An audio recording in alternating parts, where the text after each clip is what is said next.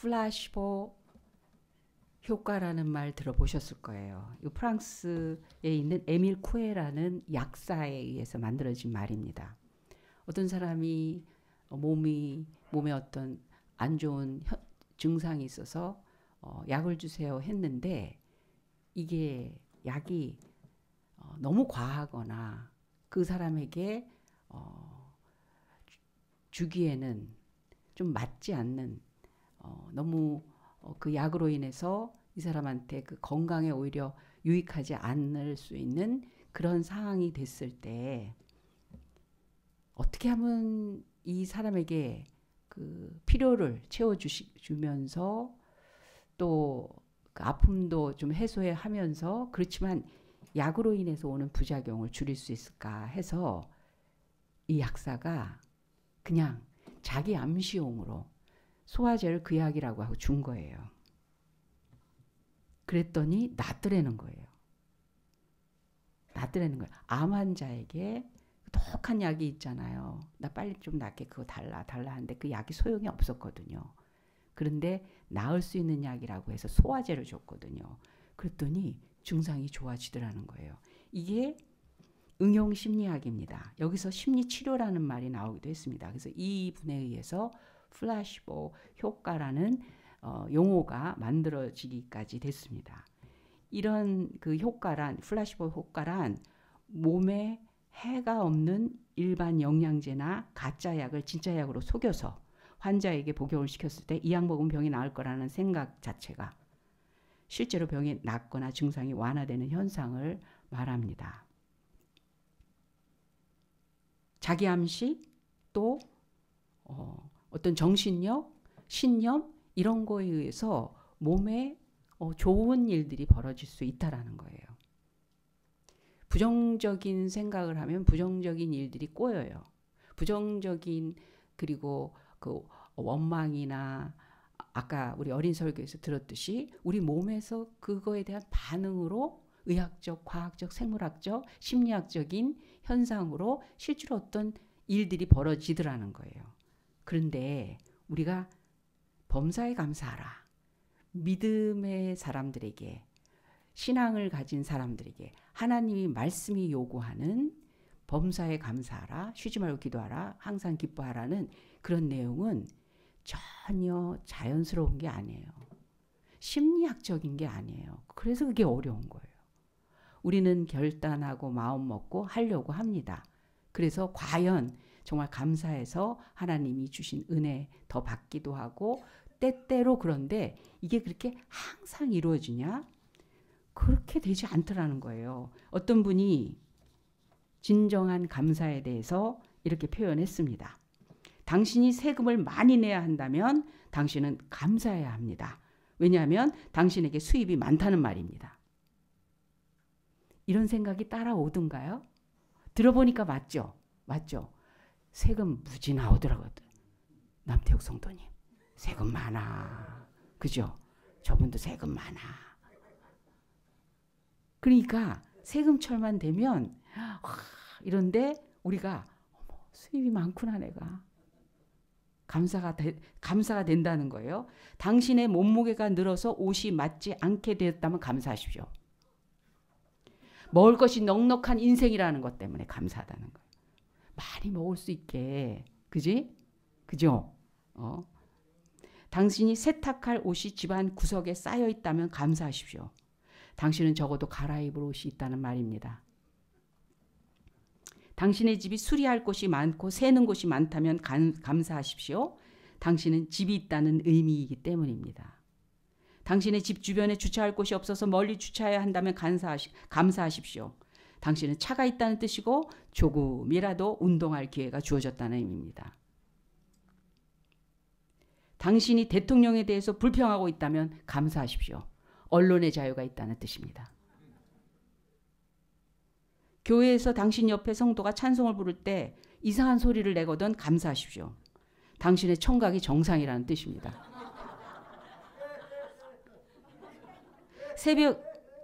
새벽에 자명종 소리가 요란하거든 감사하십시오. 당신에게는 할 일이 있다는 의미이기 때문입니다. 저녁에 피곤을 느끼거든 감사하십시오. 온종일 열심히 일했다는 뜻입니다. 듣고 보니까 이렇게 감사하는데 우리 굉장히 기뻐지지 않아요? 기분 좋지 않아요? 힘이 나지 않아요? 그러네 하면서 쓱 지나갈 수 있는 그런 능력이 생기지 않아요? 감사 이런 건데 이 사람처럼 이 감사가 나오느냐는 거예요. 왜 그럴까요? 우리는 알아듣겠는데 그렇게 따라갈 수 있을 것 같은데 내가 스스로 하기는 왜 이렇게 쉽지 않을까요? 여러분들 잘못이 아니에요. 여러분들 잘못이 아니에요. 여러분 하나님의 은혜가 있으면 반드시 빛이 작동을 시작을 해요. 가만히 있질 않아요. 어둠이. 하나님의 은혜가 빛으로 임할 때 어둠은 견디지 못하고 작업을 걸기 시작합니다. 하나님의 은혜의 부르심의 자리에는 반드시 대적을 일으키게 됩니다. 보이지 않는 영적 세계는 즉시 반응하기 시작하고 눈에 보이는 세상도 흔들리기 시작을 합니다. 영원한 대립이 시작되기 때문에 그러는 거예요. 맞아, 그렇게 해야지 하는데 내 안에 그 어둠이 야! 짜증나지 않냐? 억울하지 않냐? 야, 왜 너만 그러냐? 하나님이 도대체 아니면 사람들이 왜 이런 것들이 확 물밀듯이 들어오기 때문에 그렇습니다. 우리 사무엘상 1장에 보면 한나 이야기 나오죠. 사무엘의 어머니 한나에게 우리는 너무나 잘 아는 내용입니다. 남편 엘가나의 사랑을 받았지만 자녀가 없어요. 그 당시에 여자가 아들을 못 낳는다는 건 일종의 저주며 수치스러운 일이었었어요. 그러나 이 여인은 참 신앙을 가지고 마음도 자비롭고 정말 인내도 많고 양보도 잘하고 배려도 잘하고 그래서 분인날을 드리게 합니다. 분인날은 자녀를 많이 낳았어요. 근데 그 사실로 인하여 분인날은 한나를 괴롭게 하고 조롱까지 합니다. 여러분 우리가 한나가 어떤 사람인지 알잖아요. 하나님의 특별한 은혜가 임하려 할 때 그 은혜를 견디지 못하는 이들이 반드시 나타난다는 거예요. 반드시 나타나요. 내가 하나님의 은혜로 선택받고 부르심에 감동을 받은 사람이라면 반드시 그거에 대해서 못 견뎌하는 세력들이나 일들이 주변에 반드시 일어난다는 거예요. 분인은 단순히 질투에 휩싸인 여인이 아니었어요. 그 여인의 조롱은 한나의 믿음을 흔들고 결국은 하나님의 계획을 방해하려는 어둠의 도구가 됩니다. 분인나의 조롱이 이 한나의 마음을 격동케 했다고 하는 것은 신경질을 나게 했다라는 얘기가 아니라 밥을 못 먹게 했다라는 거예요. 누가 나한테 계속 괴롭히는데 말로나 행동으로나 그 궤변 있잖아요. 묘한 분위기와 무드 내가 똑같이 악쓰고 싸울 수 없는 그 약점을 이용해서 점점 더 괴롭힐 때 있어요. 참아도 안 되고 기다려도 안 되고 피해도 안 되고 그러는 밥을 못 먹게 했다라는 거예요. 굉장한 일이죠. 근데 우리는 성경을 통해서 이걸 압니다. 하나님께서는 한나를 택하셨고 그녀의 태를 여시기까지 그 시간을 기다리게 하셨다는 거예요. 기다리게 하셨다는 거예요. 그 기다림 속에서 한나의 믿음은 더욱 단련되었고 마침내 이스라엘 역사 속에 위대한 선지자 사무엘이 태어나게 됐습니다. 하나님의 선택은 언제나 인간의 이해를 뛰어넘으시거든요. 사람은 눈에 보이는 것만 가지고 판단합니다. 누가 더 성공했지?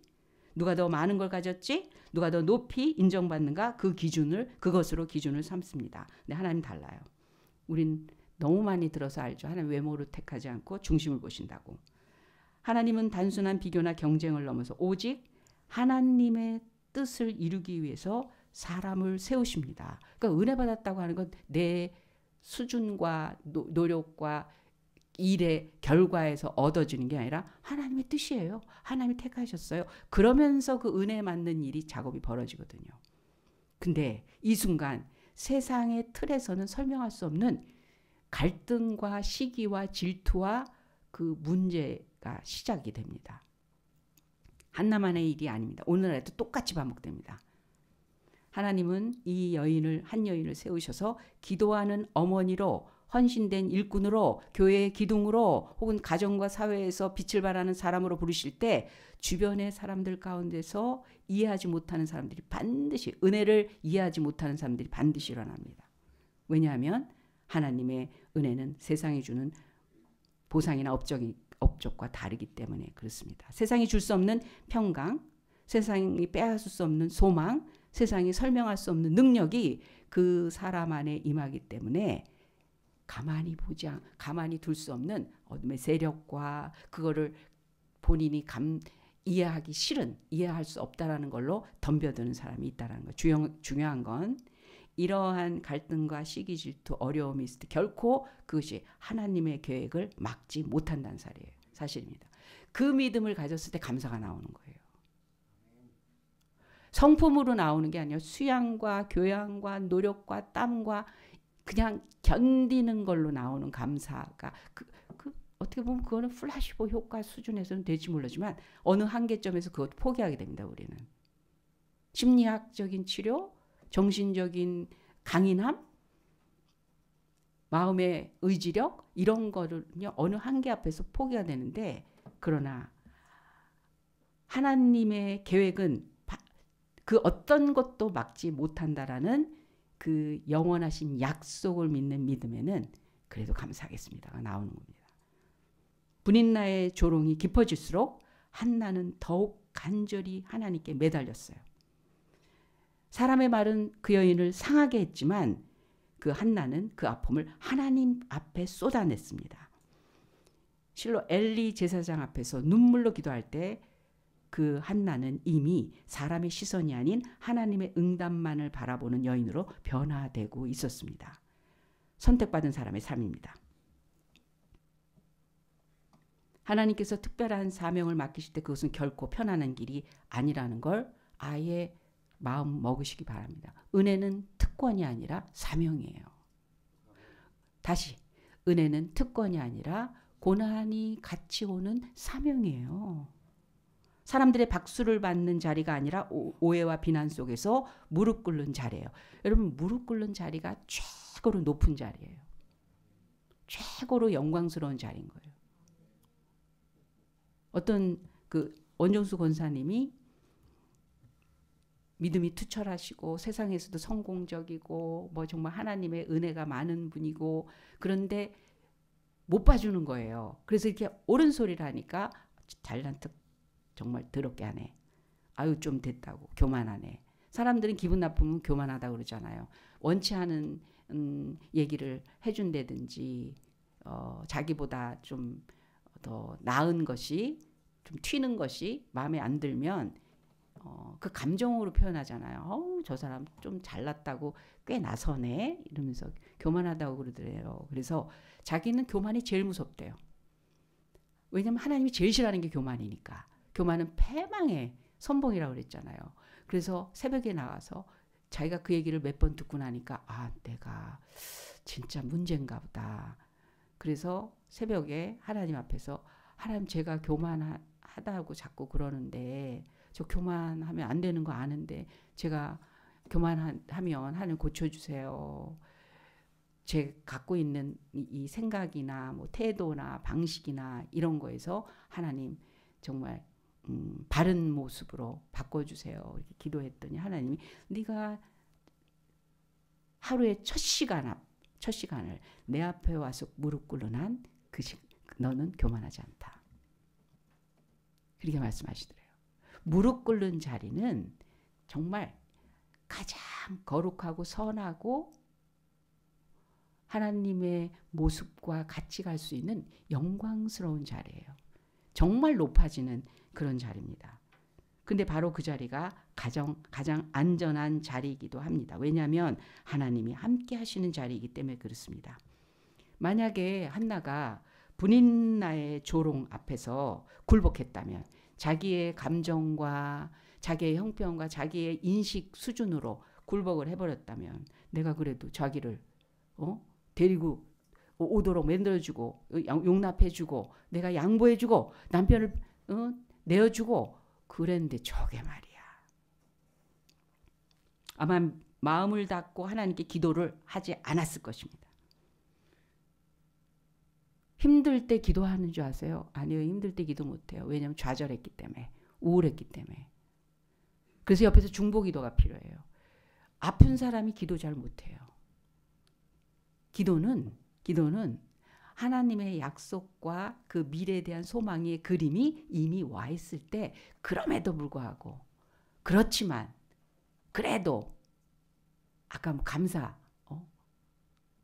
이거 한국 감사죠. 한국 찬양이죠. 외국에서는 이렇게 안 해. 땡큐 땡큐 땡큐 이렇게 하기 어려워. 그죠? 너무 재밌어요. 우리의 정서와 참 맞는 타령 같아. 타령 같아.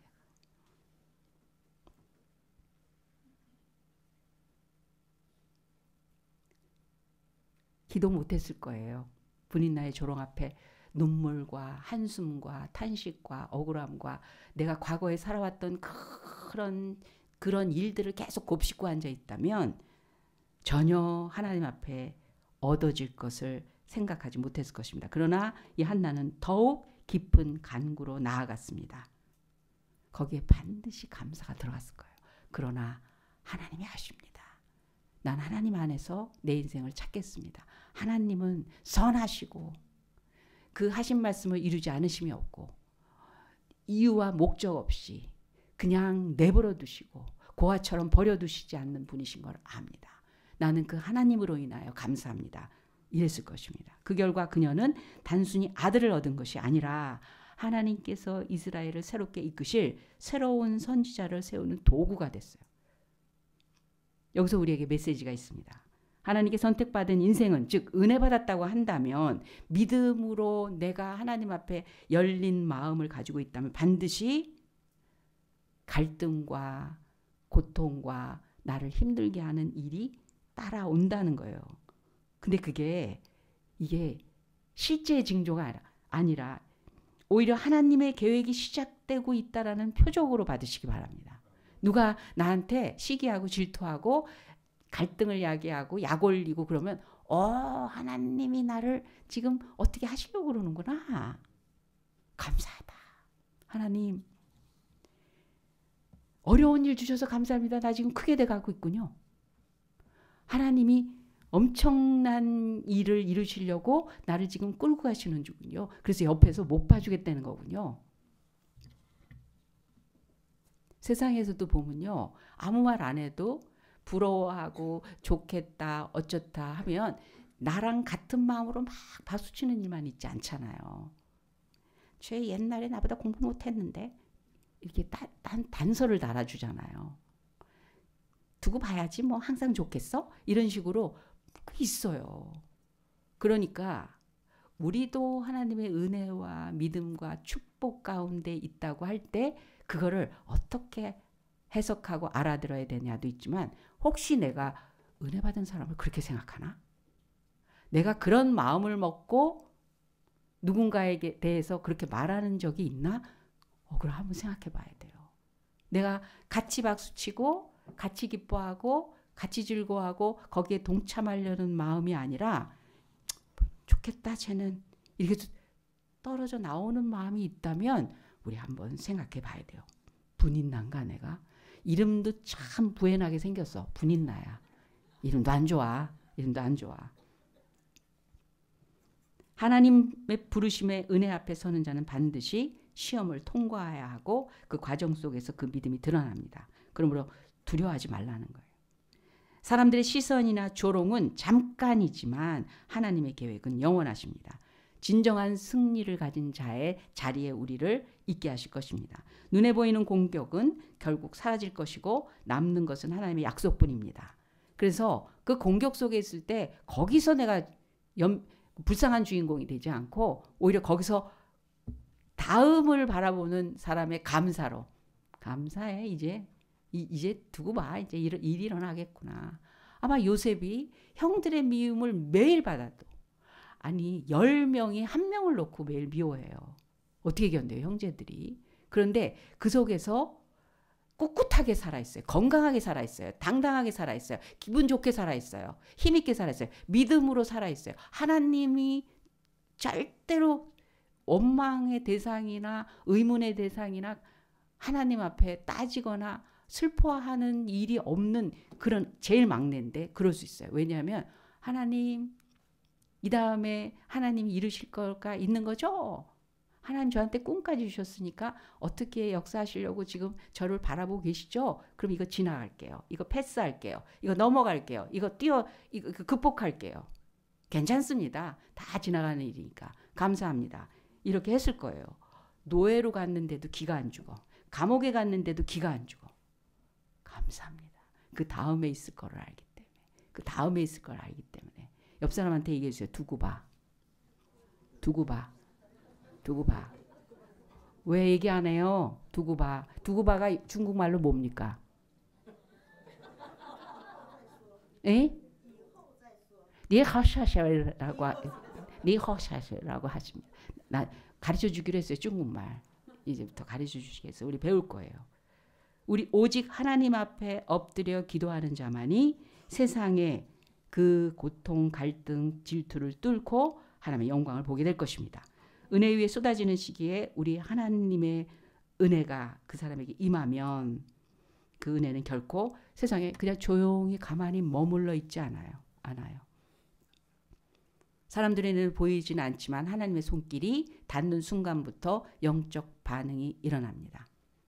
어떤 사람은 감탄하며 놀라며 하지만 어떤 사람은 마음이 불편함을 느끼고 질투의 불길을 키워가기도 합니다.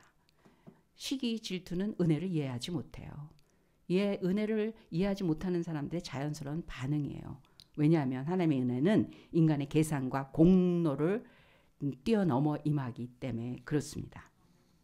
나는 사람의 평가를 따를 것이냐 아니면 하나님의 뜻에 맞춰 살 것이냐. 마리아는요. 정말 평범한 어린 처자였어요. 정혼은 했어요. 결혼을 할 거예요. 그런데 천사가 나타나서 은혜를 입은 자여. 그런데 이게 무슨 소리지? 그 비밀을 처음에는 이해할 수 없었어요. 그런데 그것이 하나님의 뜻이라는 것을 하나님의 은혜를 자기가 입었다라는 것을 믿음으로 받아들이는 순간에 자기가 가지고 있어야 될 무게, 은혜의 무게를 믿음으로 감사로 받았어요. 그래서 마리아의 노래 보면요. 아니 지금 어린 처자가 임신을 해 아이를 가졌다고 하는데 이 세상에서 어떤 오해와 공격이 올 걸 아는데 은혜의 무게로 느끼는 거예요. 은혜 받으면 충분히 이럴 수 있어. 그래서 그 마리아의 노래는 신학에서도 따로 구분을 합니다. 한나와 마리아의 노래는 굉장한 신앙의 교리가 돼 있어요. 높은 자를 비웃고 권세 있는 자를 내려치일 거래요. 그리고 앞으로 오고 오는 모든 세대에 이전에 있던 여인과 앞으로 오는 여인들이 자기를 부러워할 거래요. 처녀가 잉태해서 아이를 낳을 건데 하나님 저를 뽑아주셨어요. 그런 거예요. 그 은혜로 인해서 오는 공격과 아픔의 그거보다 자기를 영원한 구원을 베푸실 구세주의 그 통로로 자기를 사용하시고 뽑아줬다라는 것이 너무 벅찬 감격으로 마리아는 노래하게 됩니다. 하나님의 뜻에 순종한다라는 건요. 사람의 칭찬과 박수를 전제로 하지 않습니다. 오히려 세상의 비난과 오해 속에서 그 속에서 빛나도록 설계되어 있는 거예요. 사람의 인정이 아니라 하나님의 뜻이 이루어지는 것이 목적이기 때문에 그렇습니다. 그래서 선택받은 자는 은혜 받은 자는 믿음을 가진 자는 이 질문 앞에 섭니다.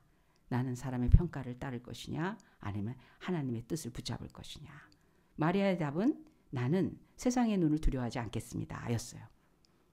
그랬더니 우리가 알듯이 그 믿음은 예수님의 탄생이라는 놀라운 구원의 역사를 가능하게 했습니다. 마리아가 감당한 시선과 오해 그것은 결코 가볍지 않습니다. 그러나 그 무게보다 더 크신 하나님의 계획이 그녀 안에서 이루어졌습니다. 우리도 같습니다. 우리와도 같은 현실 속에서 살아가고 있습니다. 하나님께서 여러분 한 분 어린이 아기서부터 우리 어르신들까지 한 분 한 분 선택하셨어요. 여기 그냥 와 앉아 있다고 생각하시죠? 하나님이 깜짝 놀라게 해주실 거예요. 하나님 서프라이즈 너무 좋아하세요. 몰랐지? 저도 신학교에 있다가 한국에 돌아오려고 했었는데 자꾸 하나님이 LA에 있는 교회에서 오라고 하는데 제가 처음엔 거절했어요. 제가 거절하면 거절되는 건 줄 알았어요. 근데 거절이 안 되는 거예요. 그래서 느꼈어요. 큰일 났다. 이게 뭔가 조짐이 있다. 하나님이 날 끌고 가시려고 하는데 난 가기 싫은데. 나는 그런 미국에서 남아서 이게 난 한국 가고 싶은데. 근데 누가 내 목줄을 잡지 않았는데도 못 가요. 안 돼요. 알겠어요. 그래서 억지로라도 해서 가게 됐었어요. 과연 어렵더라고요. 쉽지 않더라고요. 근데 그 안에서 이루어내신 하나님의 일들, 순서, 절차, 과정, 방법, 그 내용을 쭉 따라갈 때 하나님에 대한 의문도, 그 갈등을 하나님께 가져가기도 하고, 하나님의 뜻을 빨리 알려달라고도 하고, 나는 내 소원은 이거라고도 했지만, 그 과정에서 결코 부인할 수 없었던 건 뭐냐면, 이건 하나님이 하시는 일이야. 이건 내가 된다 안 된다, 빨리 해라, 더 해라, 이래 요구하는 거로 되는 건 아니지만 반드시 여기엔 하나님이 하시는 일이 있다. 주변 사람들은 이해하지 못했습니다. 하나님께서 나를 선택하셨다라는 그 의미를 다 알아준 환경이 아니었어요. 쟤는 왜 저러지? 이건 뭐지? 사람들이 근거 없는 비난과 시기로 인해서 고통까지 쏟아졌어요. 그렇지만 그건 하나님의 은혜가 있었다라는 증거였습니다. 세상은 은혜를 설명할 수 없어요. 그래서 두려움과 질투로 반응하게 되어 있습니다.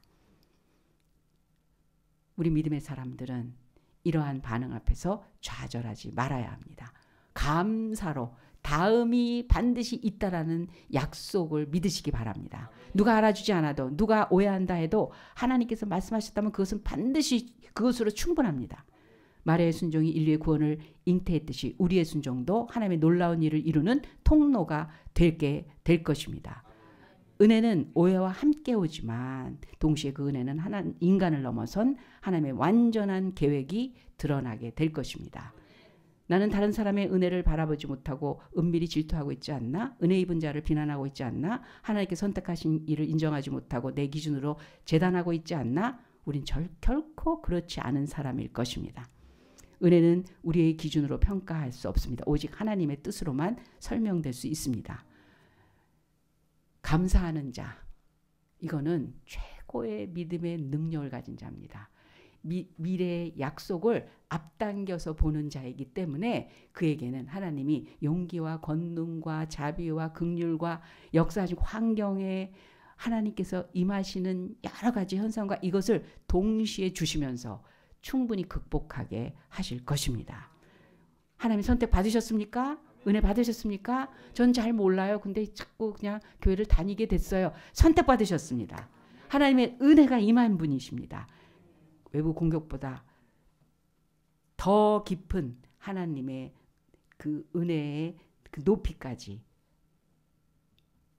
놀리우시기 위한 하나님의 뜻에서 싸우는 싸움이라면 반드시 승리가 있을 것입니다. 감사로 승리하시기 바랍니다. 기도하겠습니다. 하나님 아버지 감사합니다.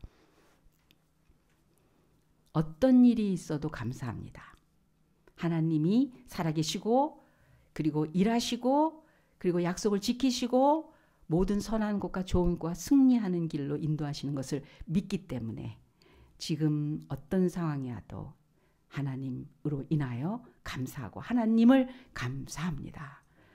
감사로 이기는 모든 심령들에게 축복을 끌어당기는 그 은혜 받은 자에게 부르심에 합당한 마음으로 하나님께 열린 심령들에게 하나님 감사로 더 감사하게 하여 주시옵소서. 감사하며 예수님의 이름으로 기도합니다. 아멘. 지금은 우리 구주 예수 그리스도의 은혜와 살아계신 하나님 아버지의 극진하신 사랑 많으심과 성령 하나님의 감화 감동 역사하시며 감사하게 하시는 능력이 하나님의 부르심, 그 은혜, 축복, 영원하신 약속 앞에 자기의 삶을 믿음으로 드리고 그래서 어떤 상황에서도 감사의 능력으로 하나님의 영광을 맛보기로 작정한 우리 새롬교회 예배자들 머리 위에 그 가정과 하는 일 위에 지금부터 영원까지 함께 하실지어다. 아멘.